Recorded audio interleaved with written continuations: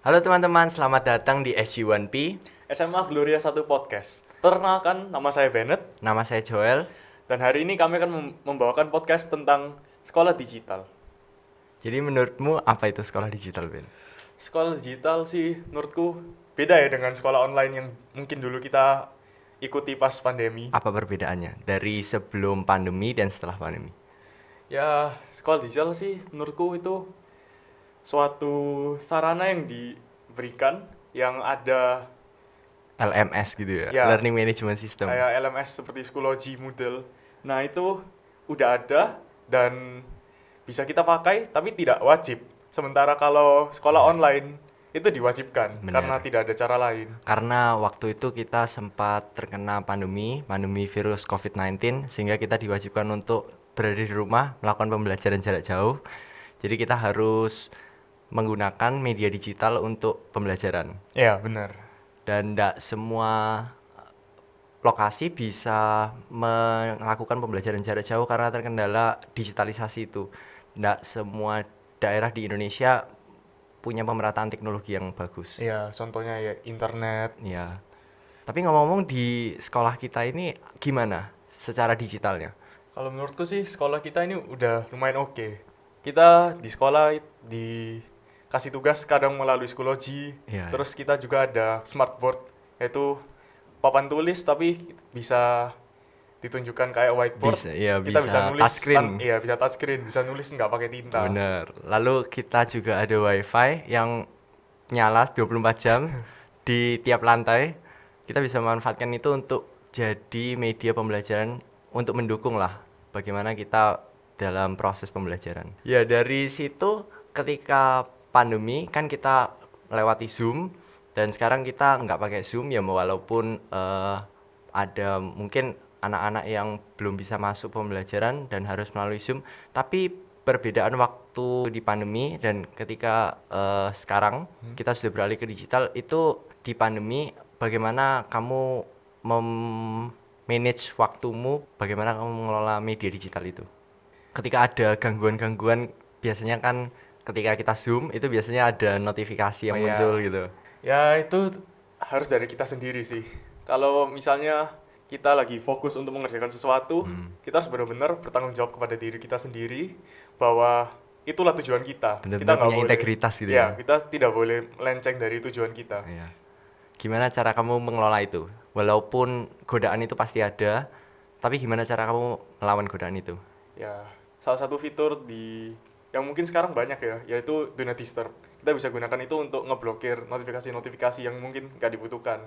Selain itu, kita yang mungkin juga butuh waktu untuk istirahat ya, Iya, karena kalau belajar terus-menerus, kita malah bakal stres. benar, benar. Kamu di rumah memanage waktunya gimana untuk membagi tugas antara belajar, lalu olahraga mungkin? Kamu olahraga nggak? Ya, olahraga. Lalu istirahat dan makan gitu misalnya. Ya, kira-kira dari jam 8 pagi lah sampai jam 2-an, jam 3-an sore, itu waktu untuk belajar. Kemudian sisanya mungkin nyelesain tugas-tugas yang belum selesai, mungkin untuk Hal-hal telepon yang sama lain ya, teman, ya. ya. Oke. Dan kita ngomong-ngomongin tentang pembelajaran digital, tingkat literasi kita di Indonesia itu Rendah ya ya. cukup rendah. Kira-kira di peringkat ke-70 dan itu hanya beberapa dari paling bawah. Hmm. Itu gimana cara kita me- mentransformasi itu supaya menjadi lompatan jauh bagi bangsa Indonesia terkait. Ya, mungkin sebenarnya sekarang kan ada kita bisa membaca buku nggak harus ke perpustakaan, nggak harus Benar baca buku benar. fisik. Sekarang ada yang namanya e-book. Benar. Ya kita bisa menggunakan e-book untuk baca buku di mana-mana. Dan sekarang pun ada audiobook. Kita bisa Benar, untuk benar. mendengarkan buku. Bahkan kita bisa ke perpustakaannya di luar negeri yang bisa kita akses dari di sini Iya, melalui digital. Gimana cara kamu memanfaatkan itu selama akhir-akhir ini? ya untuk salah satu contohnya yaitu untuk ngerjain tugas. Misal membuat laporan Hmm. ilmiah, itu kan membutuhkan referensi-referensi. Hmm. Ya sumbernya bisa dari Dari Google, ya dari dari YouTube Google, dari gitu. YouTube, Pernah nggak dan sih dari kamu pakai artikel-artikel. aplikasi-aplikasi digital yang menunjang pembelajaran gitu? Kayak misalnya aplikasi Ruang Guru atau yang lain? Oh enggak, tapi pernahnya yaitu ikut kursus computer science Oh, di YouTube wow. ada. Wow. Aku juga sih kayak waktu pandemi karena banyak waktu yang luang. Jadi aku mulai belajar mengeksplor gimana caranya belajar hal lain yang tidak didapatkan di sekolah melalui media-media digital seperti Coursera. Jadi di Coursera tuh aku belajar banyak tentang ada materi-materi yang tidak bisa kita dapatkan di sekolah kayak di kuliah itu kita bisa dapatkan secara gratis dan kapanpun bisa diakses. Gimana cara kamu memanfaatkan itu, Ben? Kayak apa yang kamu dapat? Ya, di waktu luang kita mungkin pas nggak sekolah, kita kan perlu terus-menerus mengembangkan diri kita sendiri, Benar. mengembangkan soft skills. Nah, kita bisa menggunakan resource-resource yang ada di internet itu untuk belajar, untuk Iya. latihan. Dan sesuai juga dengan Sustainable Development Goals nomor 4, kita tuh harus meningkatkan pendidikan untuk dunia yang lebih baik. Jadi, gimana caranya bangsa Indonesia ini bersaing dengan dunia luar dalam hal literasi dan bahkan digitalisasi.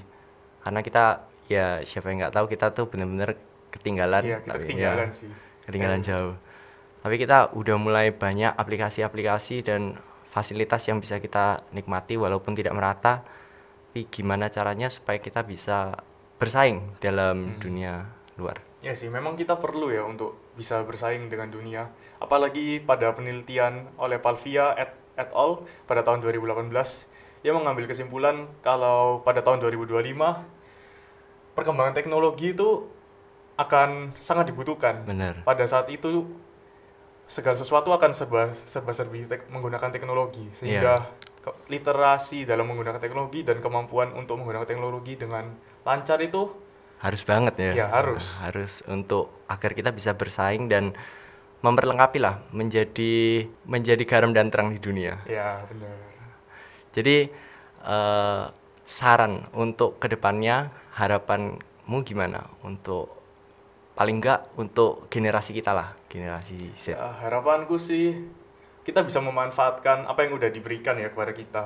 Kita harus bisa menggunakan waktu kita dengan baik untuk mengembangkan diri kita sendiri agar dapat diri kita menjadi berkat bagi orang lain, sehingga kita dapat berguna bagi dunia ini dan bagi negeri ini. Amin. Semoga kita dapat melakukannya dan ya kembali lagi kepada diri kita sendiri sih. Bagaimana cara kita memanage waktu kita, bagaimana cara kita mengelola integritas kita. Apakah kita benar-benar punya tujuan dan punya maksud dalam hidup kita, ke arah mana kita ini bawa, dan ketika setiap orang berpikir seperti itu maka bangsa Indonesia akan menjadi bangsa yang lebih maju dan kuat. Kita udah ngomong cukup lama kan ini. Nah, bagaimana sekolah digital itu sebenarnya hal yang kita perlukan untuk masa ke depan, atau pada saat ini kita hanya ikut-ikutan tren yang ada? Menurutku butuh banget sekolah digital ini untuk dikembangkan dan dieksplorasi lebih lanjut karena kita sebagai generasi Z dan generasi penerus bangsa kita tidak boleh mengalami stagnansi dalam hal khususnya dalam hal pendidikan. Karena kita juga sudah diberi kebijakan oleh Menteri Pendidikan Pak Nadiem Makarim yaitu Merdeka Belajar sehingga kita tidak terpaku dalam kurikulum yang padat, kurikulum yang kurikulum yang terpaku. Jadi kita lebih bebas mengeksplor apalagi hal-hal yang kita sukai dan di luar pembelajaran. Setuju banget. Jadi intinya sekolah digital itu dibutuhkan kan untuk masa depan? Iya benar, kita sangat membutuhkan untuk beralih ke dunia digital. Oke. Semoga dari podcast kita hari ini kalian bisa mengambil manfaat dan hikmah sehingga kita dapat membuat Indonesia menjadi lebih baik. Terima kasih, sekian dari kami. Sampai jumpa di final. Aku Bennett. Aku Joel. Bye. Bye.